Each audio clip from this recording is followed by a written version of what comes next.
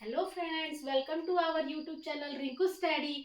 सो friends, आज हम लोग मैथ्स का अगला टॉपिक पढ़ेंगे। हमारी टॉपिक है आज की संख्याओं के अंक।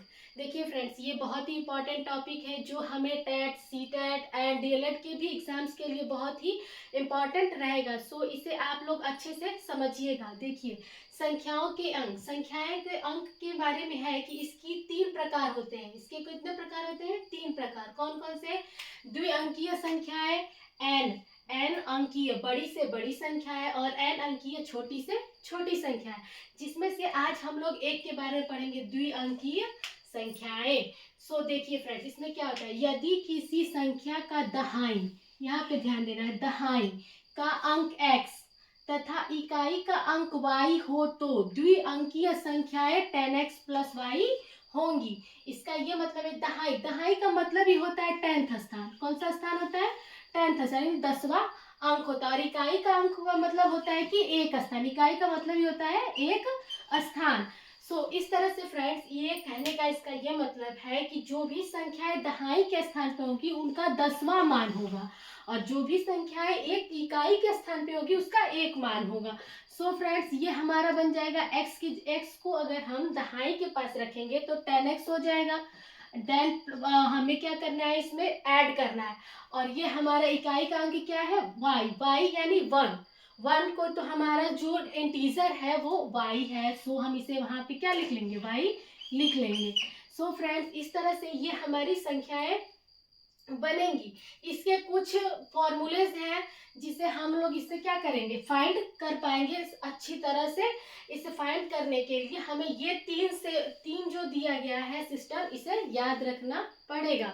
सो फ्रेंड्स देखिए, पहला, जब किसी संख्या में अंकों का योग कहा जाए तो इसका अर्थ है कि x प्लस वाई।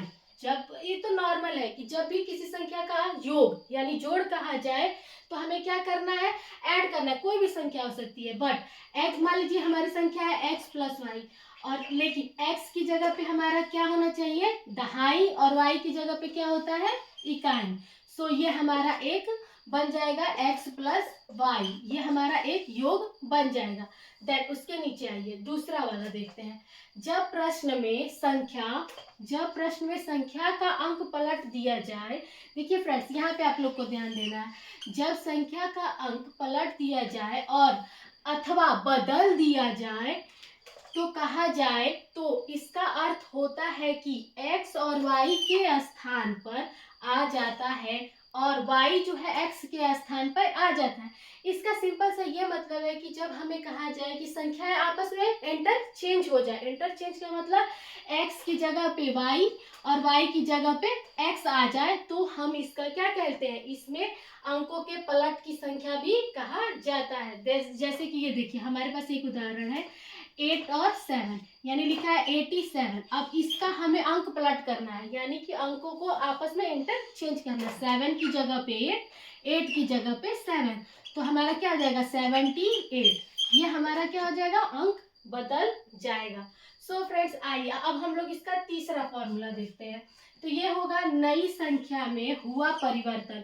जो भी संख्या, जैसे हमने ऊपर एक संख्या लिखी थी 87, अब इसके उसी को मानते हुए तीसरा नियम बना हुआ है कि नई संख्या में हुआ परिवर्तन मूल संख्या के अंतर से ज्ञात कर लेते हैं। अथवा यहाँ पे देखिए, इसका ये मतलब है कि जो भी हमारी संख्याएं हैं, जैसे कि मैंने लिया था संख्या में 87, देखिए यहाँ पे उदाहरण के रूप में है, हमने लिया था 87। देन हमने जब उसका अंक पलट किया, यानी कि उसे इंटरचेंज किया आपस में, तो हमारे पास आ गया 78।